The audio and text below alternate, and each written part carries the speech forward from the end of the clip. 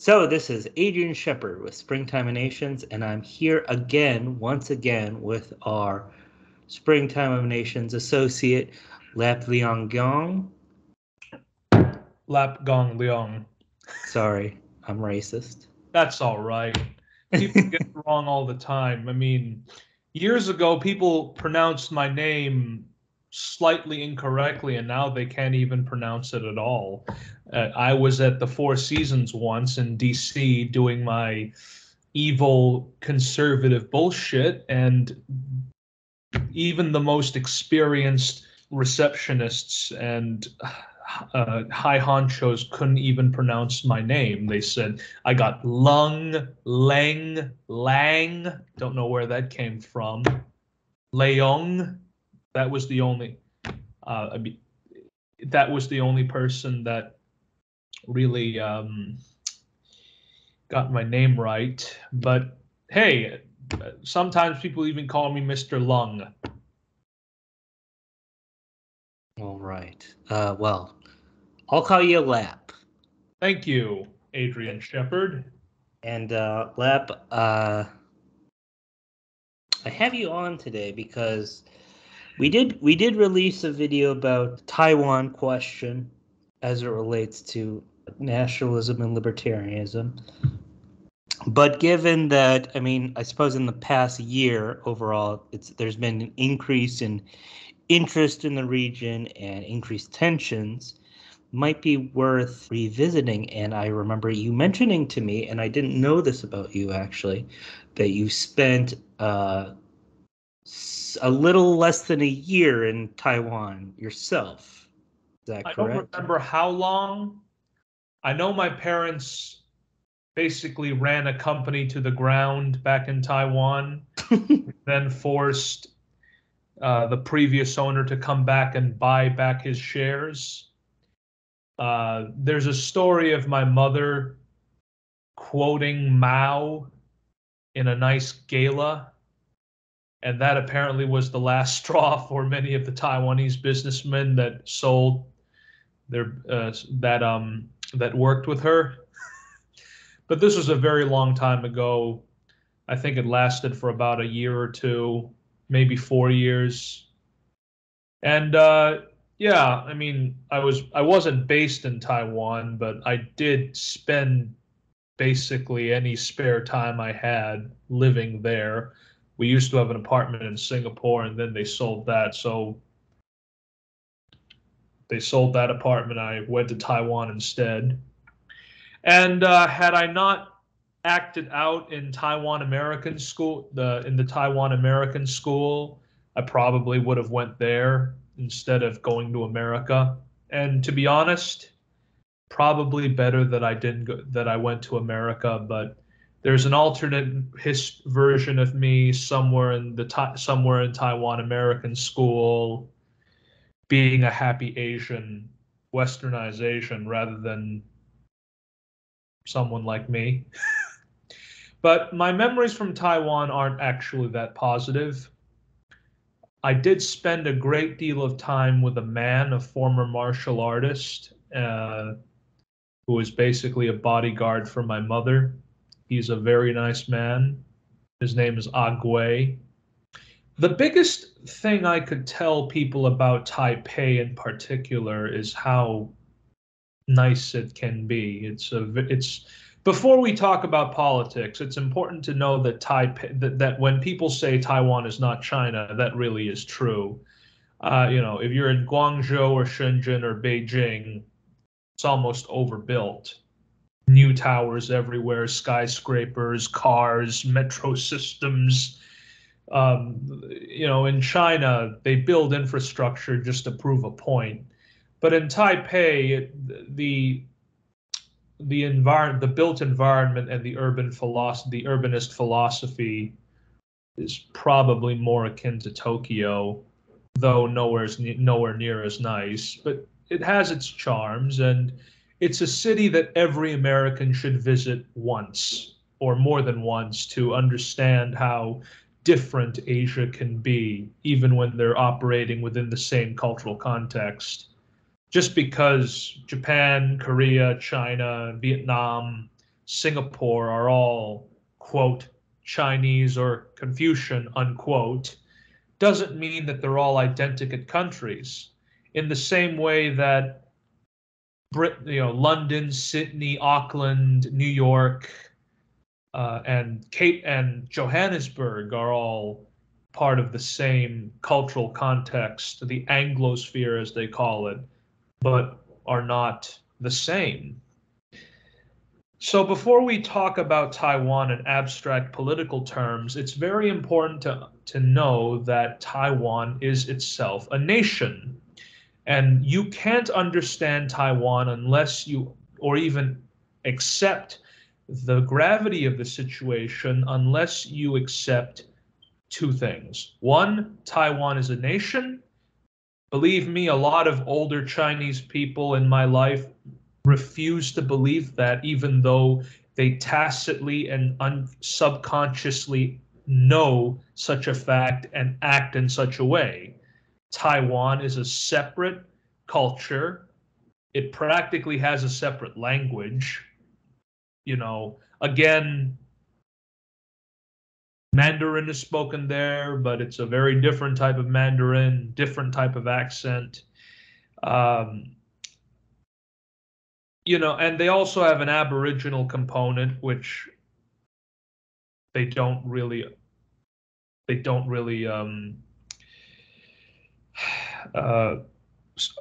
oppress as much as the Chinese oppress the Uyghurs.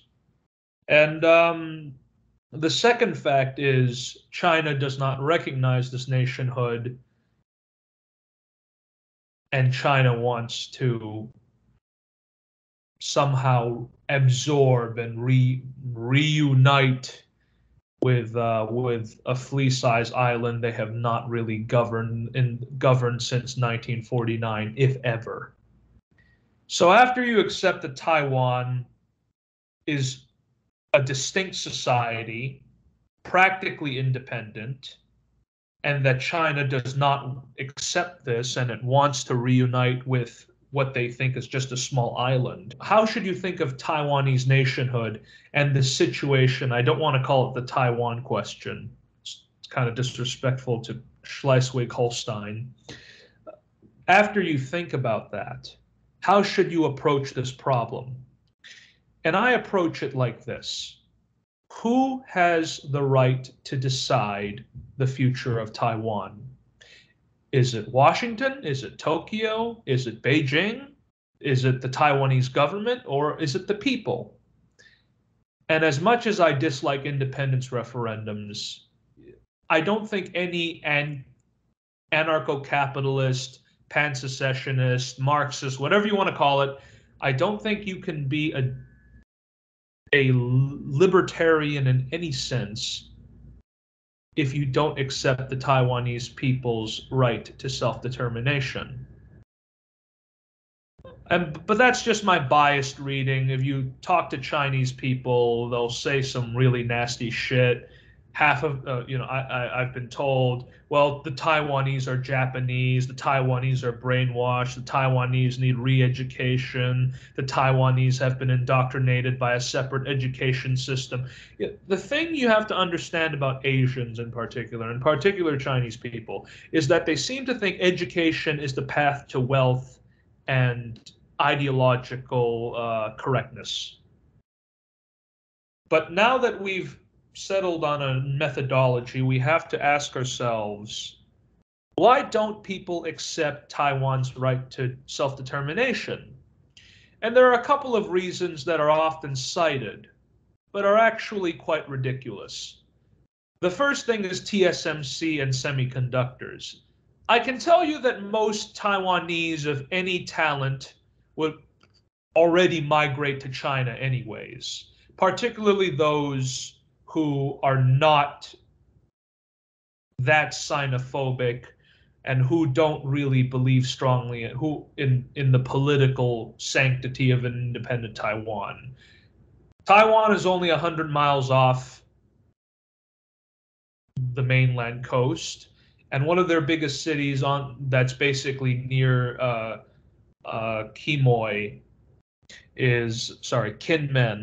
is a very big city in Fuzhou, so they can just go there. In fact, thousands of extremely intelligent software engineers and technologically adept people already go to China to work for semiconductor companies. China is probably just 10, maybe even 5 years away from making their own semiconductors. And given that China is willing to spend so much money on anything it wants, whatever the leadership believes is important in that period, they'll probably have something that's comparable to TSMC. Just as the United States has asked TSMC to build their factories in Arizona.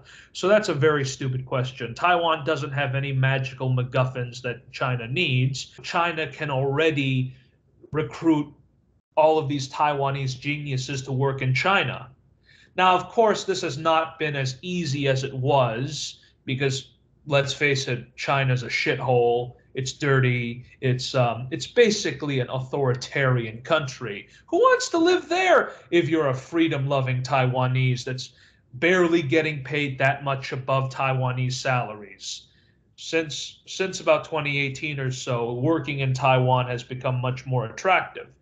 But it doesn't change the fact that China has the ability to build up the technology that Taiwan already has a lead in. So that's number one. Number two is that Taiwan's on the first island chain, therefore it will be a great springboard into coercing Japan. Again, there are other islands, there are other countries. If the United States doesn't piss off Philippines, if the United yes, Taiwan's very important in the first island chain. That's not the end of the world because in the event of losing a war, America's not going to be the preeminent power in the Western Pacific anyway. And Japan is already building up their defenses.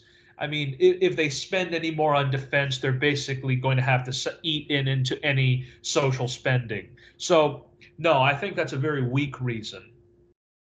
So why does China covet a small island full of 24 million people who have had a different culture, who look towards Japan and the United States rather than China, whose political culture is practically incompatible, and whose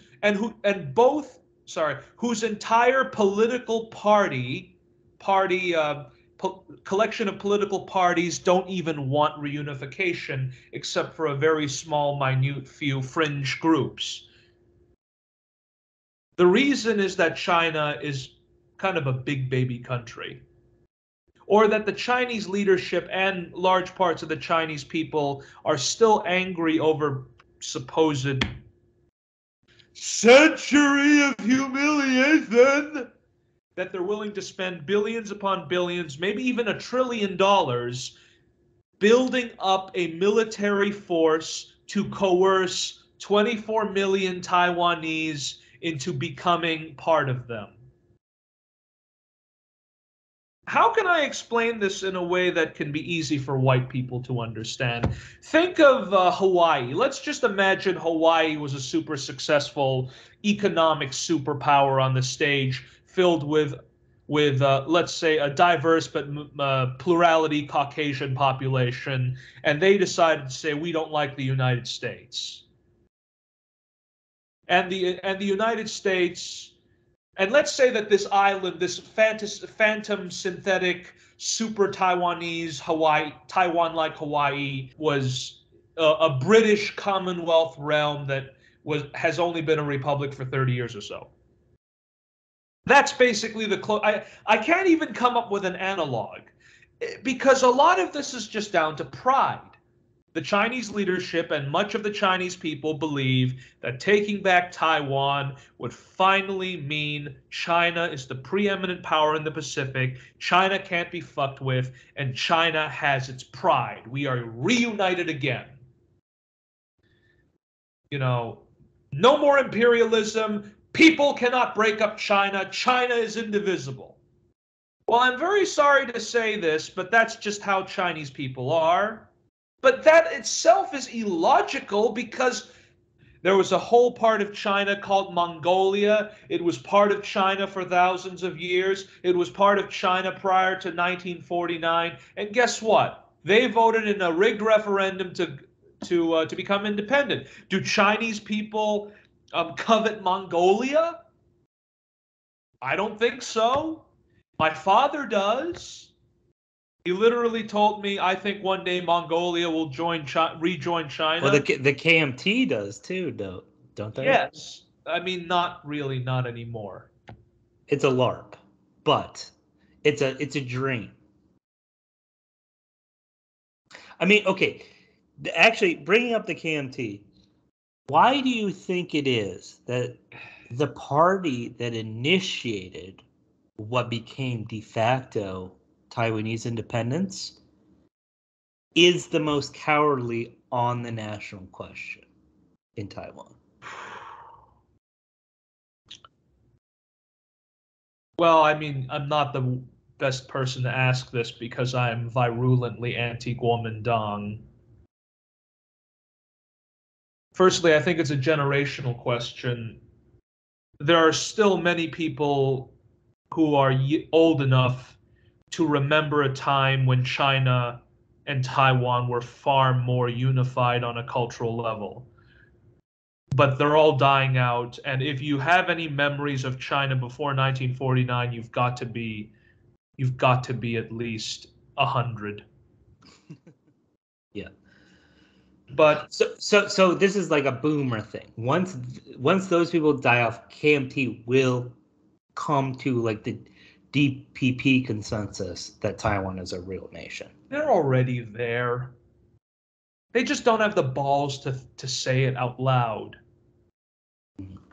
I mean, even Chang Wan-an, the literal grandson of Chiang Kai-shek, does not believe in reunification. The KMT is a very mysterious beast. Because they're the ones that forged the country, they're the ones that created the economic and political space for a separate nationhood to be created again. Sorry, let me rephrase myself. The KMT is arguably the the midwife of Taiwanese independence because they built the state. I mean, they're kind of like Fine Gael. They built the entire apparatus of Taiwanese economic policy. They built the political imagery. Everything about that party screams, "I love China." But in truth, the KMT built Taiwan for 96 minus 49. I don't know math. Don't worry about it. Don't worry about the number. Well, I mean, but imagine if Fine Gael billed itself as like we're a conditional unionist party or something like that. That's how insane it would be for like the Irish equivalent. Well, yes, but remember that many Irish people thought that Fine Gael was an English party. I mean, true. Early on, certainly. The whole slogan was Fianna Fáil is the Republican Party and Fine Gael is part of England. No. Before I can answer this question, I have to put out a disclaimer. Everyone in Taiwan believes in Taiwanese independence because most people in Taiwan are pretty satisfied with how the country is, if not run, defines itself. So I would recommend everyone to read this blog called Frozen Garlic, and there is an article that Nathan Batto did write about why Taiwanese independence is the consensus. It's very important for non-Taiwanese, basically Americans, to understand that everyone believes in Taiwanese independence. The question is whether they want de jure independence rather than just de facto independence. That's really where the real division is.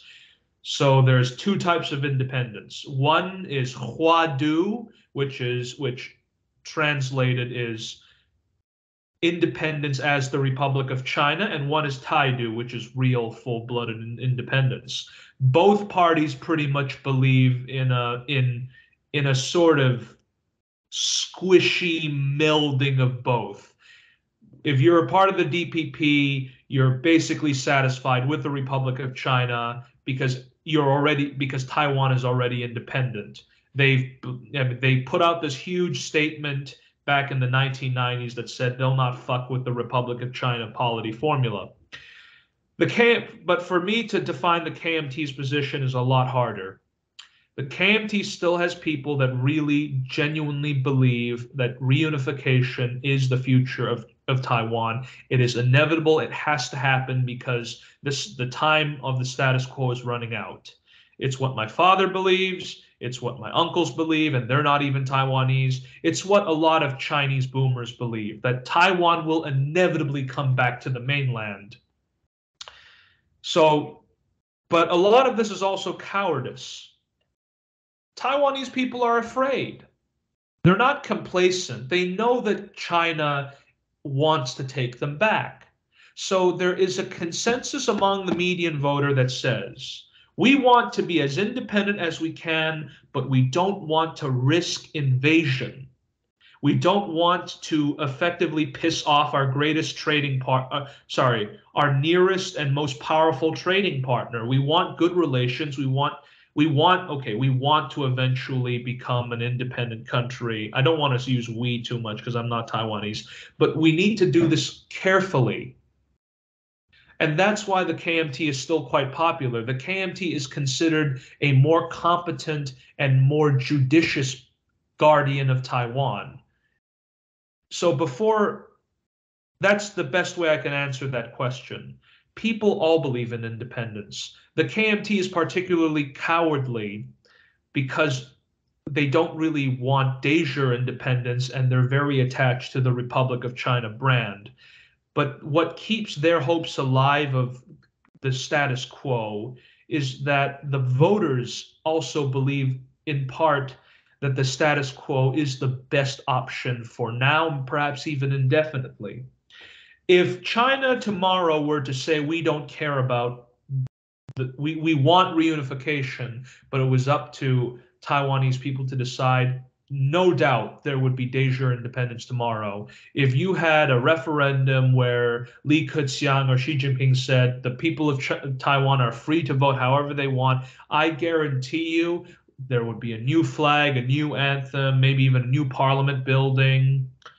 But the KMT's chicken shit positioning resonates with a lot of Taiwanese people. And that comes from a place of fear, exasperation, and of contentment. The status quo has worked extremely well for a very long time. It's not so much semi-independence, but unrecognized independence. The communists have plausible deniability over Taiwan. Anything good they can take credit for. Anything bad they can blame it on the separatists or blame it on their rival party. And the Taiwanese people basically get to have a far higher standard of living, and to live in a separate country that, let's face it, is far better than China ever was. What do you think the breaking point for the DPP would be if there was actually, we can just rule just because KMT is the most cowardly, DPP is braver on this question. Would the DPP accept a kind of 1997 Hong Kong solution? No.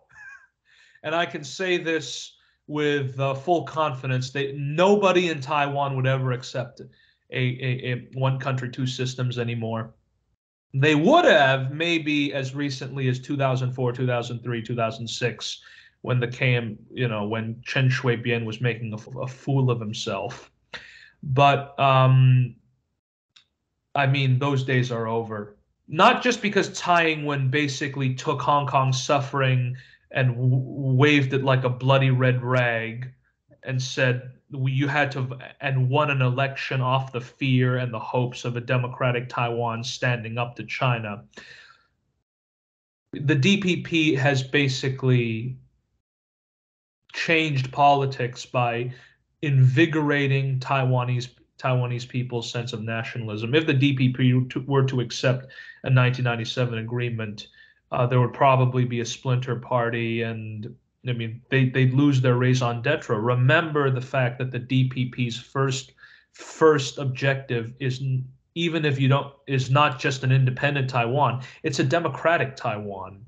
And I mean, I don't even blame them. Yeah, that's a good point. That's a good point. I don't Yeah. even blame them on this. Look at one country, two systems. It didn't work. You basically had a semi-liberal polity in Hong Kong contort itself into trying to satisfy as many interest groups as possible, and as a result, the quality of governance kept declining throughout the 2000s and the 2010s. Nobody was satisfied with one country, two systems, but Hong Kong people didn't really have the bravery or the fortitude to accept the need for independence. It wasn't until the liberal pro-democratic movement started trending in a nationalist direction in 2012 that people began to even talk about it. I mean, listen, Hong Kong and Taiwan are not Scotland and Wales. They're not Ukraine they're not Ukraine. They're not Romania. I mean, it's very hard to find a Western analog for Hong Kong and Taiwan because both countries are far more developed. If China were to have been less interventionist, Hong Kong and Taiwan are practically already independent. But because China and basically Asia in itself, East Asia in particular, is so controlling, it's such a constricted place. We cannot have something like devolution or federalism in that part of the world. It's just not in their nature. I mean, I remember when people were talking about a federal China in 2014. When in Hong Kong after 2014, people were just bursting with both pride and pessimism and lots of rationalization. How could we get China to finally give us universal suffrage? And people kept going through different ideas: independence, federal China, a renegotiation. China simply is too zealous and too fickle of a ruler to even consider letting go. I don't want to put the whole blame on China because they thought that by absorbing or by cooperating with Hong Kong and Taiwan and Singapore and whatnot, that they were getting stability, a unique colonies that would help them grow and change and kickstart their economic development. But what they don't realize is that Singapore, Hong Kong, Taiwan, Vietnam, Japan, whatnot, these are distinctive, separate countries with their own destiny. But for some reason in China, there's a great belief that these children of ours are supposed to serve us. Now, of course, China would never fuck with Japan because Japan is almost as rich and almost as powerful as China, and they'll never openly say we want to get South Korea as well, because let's face it, when China knows a country is separate, they don't fuck with them either. It's the only reason why they can kick around Taiwan is because many white people and many Westerners in particular can't really tell the difference between Taiwan and China, or even Hong Kong and China, or even Singapore and China. I mean, there are a lot of Western white people that genuinely believe that Singapore is part of China. Have you ever been to Singapore? Do you think China could ever be as clean as Singapore, given the fact that the cities are all designed and they're so large and so unruly that trash is going to pile up on the street anyway? Yes, Chinese cities are far cleaner than they used to be. It's so hard to explain this. It is so hard for people to understand that there is no happy medium anymore We are either, I mean, the West has to recognize you're either going to acquiesce to their demands, which you're already doing by isolating Taiwan, or you're going to have to admit that Taiwan is a separate nation with all of that entails. You can no longer use Taiwan as a special capital keyhole. You can no longer use it as a stopping point to finally have some good Japanese food. You can no longer, make these generalizations that we're all part of one big happy Oriental family, or that we are undeniably Chinese and this is just some sort of political game. The Taiwanese are simply living under a false consciousness that they're whites. I mean, no, none of that is true. So for your audience, for our audience, libertarians and ANCAPs, whether you support China or whether you support Taiwan, you have to recognize they are both separate countries, separate nations, and the only way people of the world are ever going to help resolve this is if we accept this fact. Even if you believe that Taiwan must reunify with China for the sake of peace, you have to at least understand 24 million Taiwanese people do not consider themselves Chinese citizens. That's all I have to say on that point. Now, you were discussing, you were struggling to find a good analog for the West, and I was myself thinking of good analogs, and I couldn't come up with really anything. But you mentioned Wales and Scotland. Our last kind of like discussion video was regarding the viability of Scottish independence. So I think it might be worthwhile to bring up a comparison with the SNP and your reservations about their rule of a independent Scotland and the DPP. So let me put the question to you like this: if Taiwan was currently a Chinese province and the DPP were the only party, the only major independent party, the one most likely to take power after independence, would you be optimistic about Taiwanese independence? Fuck yes! I mean, this is the problem with the analog. Taiwan is over. Okay, let me try and be more diplomatic and I mean let me try to be more polite and academic. Taiwan has been functionally independent since, if you really want to say, if you really want to keep it in a Chinese context, since 49, but really since 1895, when the Japanese took it over. I mean, even before then, Taiwan was always its own thing. There's a legendary Chinese... a very rested province. Yes. And a very recently conquered one in the context of China. Yeah. Yes, but let me tell you something.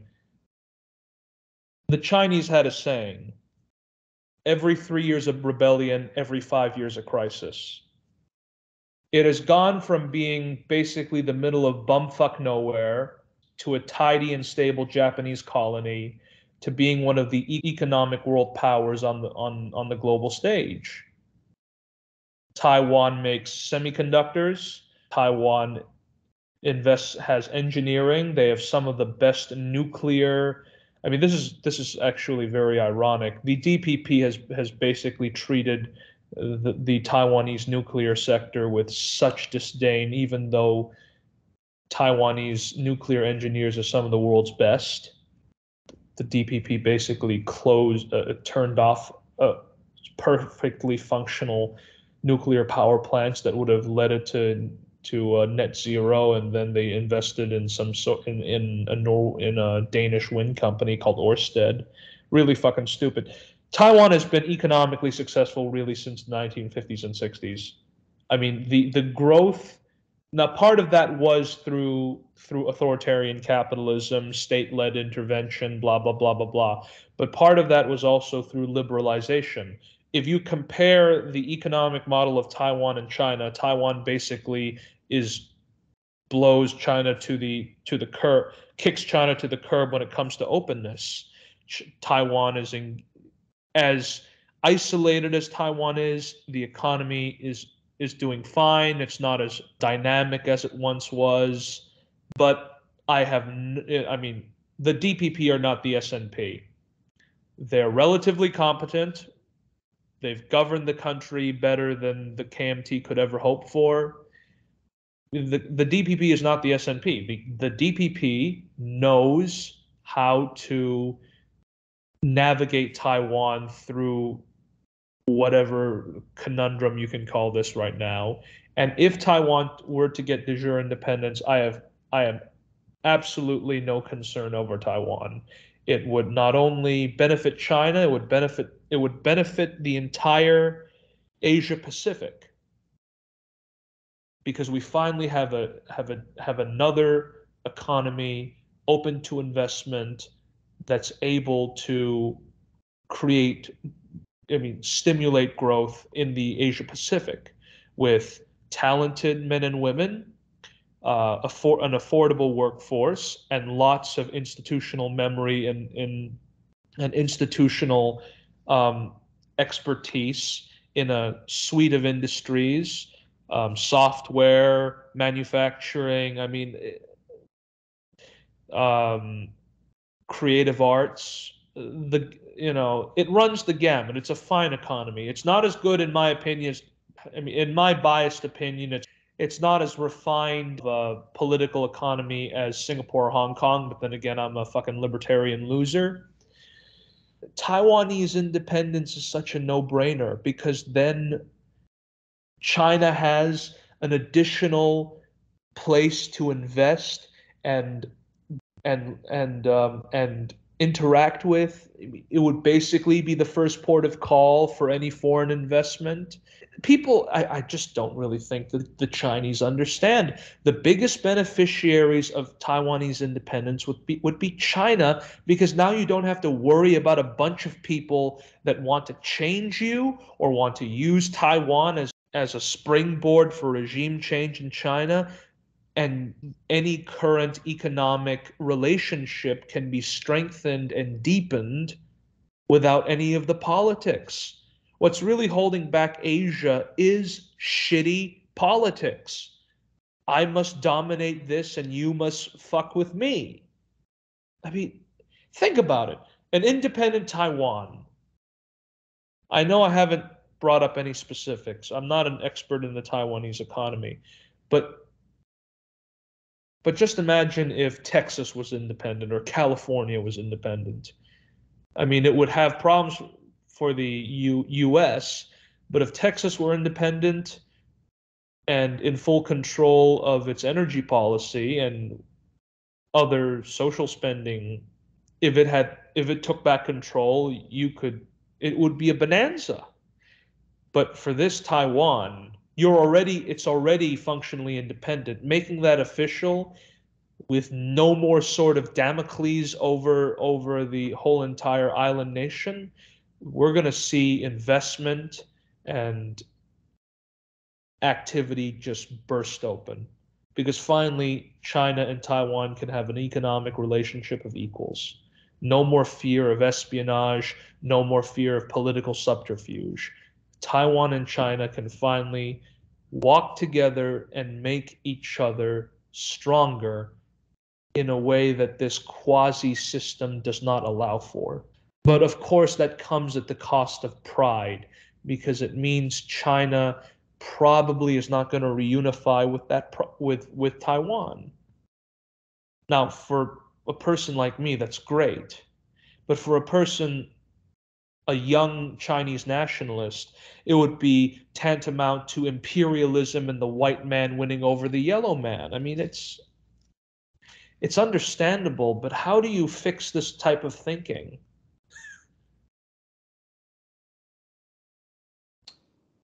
Yeah, just I have to imagine that hopefully, if someone gets, access to Western styles of thought, then they can start to think, oh, maybe China isn't the be all end all of civilization and moral righteousness.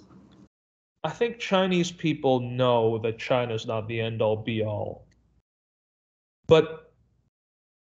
And I don't think Chinese people are indoctrinated into believing all sorts of crappy communist propaganda. I genuinely believe that Chinese people are proud of their country. They want to see their state grow to become the preeminent power that it deserves to be. So it's very hard to convince them that Taiwan is not part of China, because they go there, they speak Chinese, they look the same, they're genetically identical. How are they not part of China? And it also cuts for older Chinese people, because they remember a time when across the strait, Taiwanese people really did believe they were part of China and that they were going to reunify in a positive manner. How do you explain to Chinese people who've always thought, who go to Taiwan, who enjoy Taiwanese products, who participate in Taiwan in cross-strait relations and all the incestuous rituals that entails, that this little island of 24 million people, which is a lot of fucking people, by the way, that this city, which looks a lot like Tokyo and is a lot more affordable and has great Japanese food, how do you explain to them that Taiwan no longer believes themselves to be part of the same polity? They don't share they don't share the same country or even the same political system. It's very hard to do so. It's nearly impossible. Every time I bring up polls with my family, with Chinese people in general, they just ignore them. They just think, blah, blah. No, I think, no, inevitable. It's inevitable that they want to be part of China. Listen, I don't have a solution to this problem. And it's really sad, because I do believe it is inevitable that China will go to war with Taiwan and they will win and Taiwan will be a province again. But this is not a happy reunion where they just indoctrinate enough people into believing it. They tried that in Hong Kong, and Hong Kong doesn't even believe that. They've persuaded the 40% of Hong Kongers that are older and that are pro-Chinese to be more Chinese, but they haven't persuaded the 60% or the persuadables that Hong Kong's future is in China. It's going to be the same thing. We're going to have this repeat of history where Taiwanese people refuse, for the right reasons, to be part of the country. They will either emigrate, as many people will try to emigrate as possible. You're basically filled with a bombed husk of a country that will need lots of reconstruction aid, with with none of its top tier talent. You're basically trading away a suboptimal but workable relationship where there's a free flow of ideas and capital, into a model of subservience in which 24 million people, Taiwanese people, are just going to fuck with you any way they can in order to become more independent from you. This is, to me, the most suboptimal outcome. You're basically going back to the Qing dynasty of having Taiwanese people basically try to undermine your governance while you try to force feed them Confucianist crap. It's just the most tragic, avoidable outcome. You don't need Taiwan to be part of China.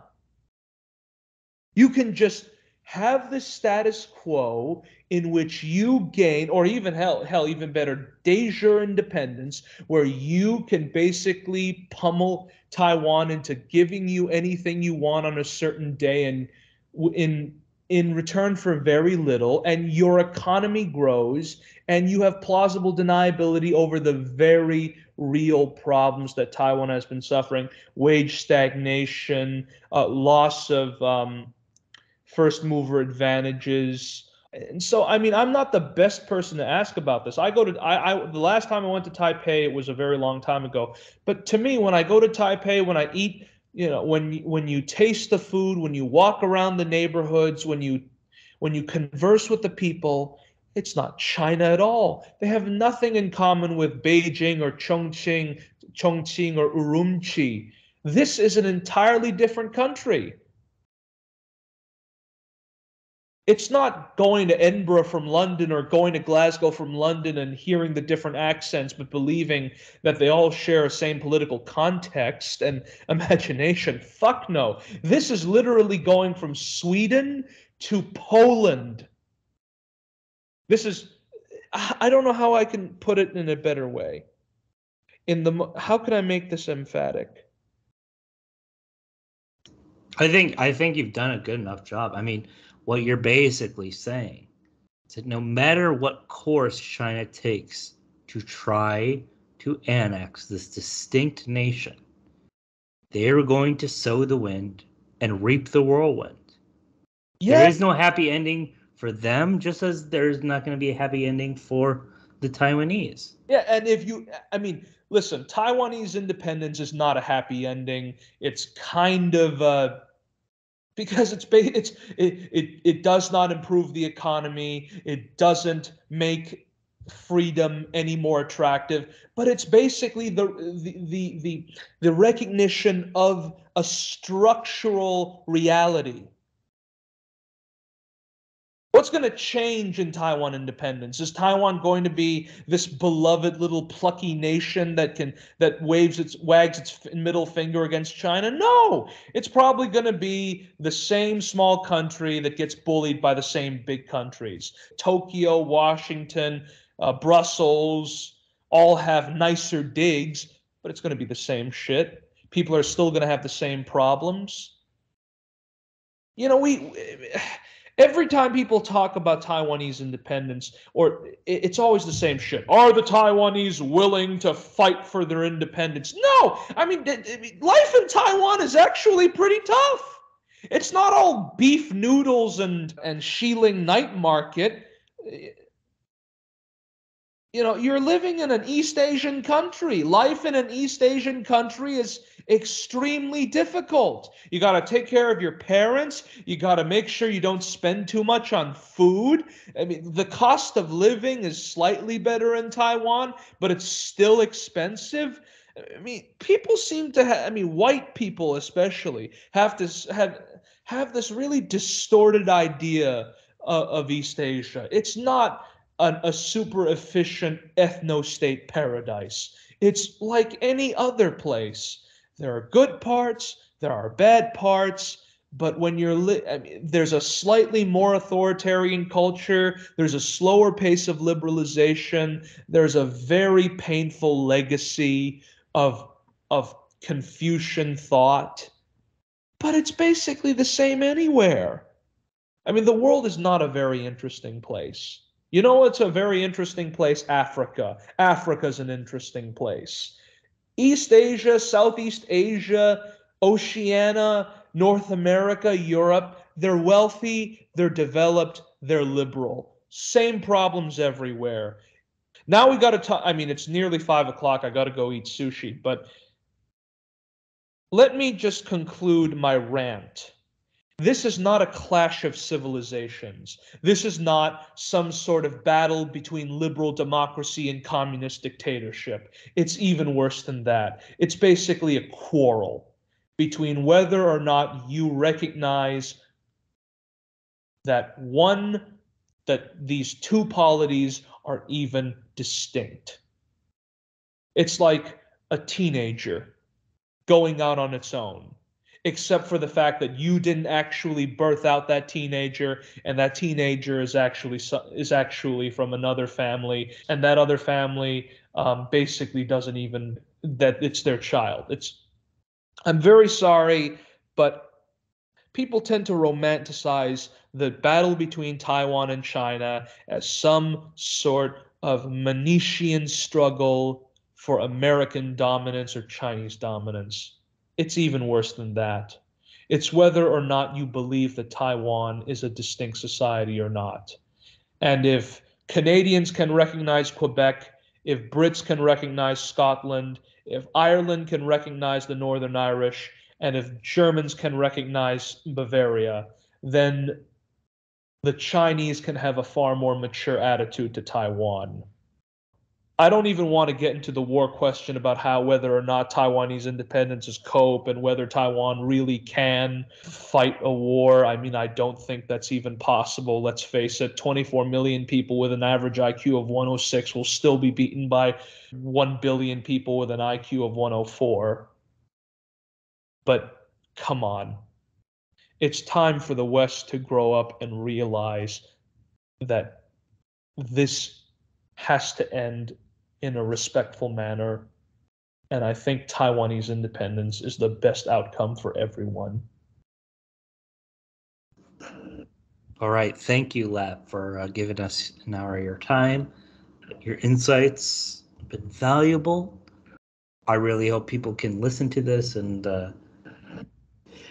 realize that the ideal of springtime of nations is just as strong in Taiwan as it is in any other part of the globe. So, for Springtime of Nations, I'm Adrian Shepard, and this is Lap Gong for Springtime of Nations.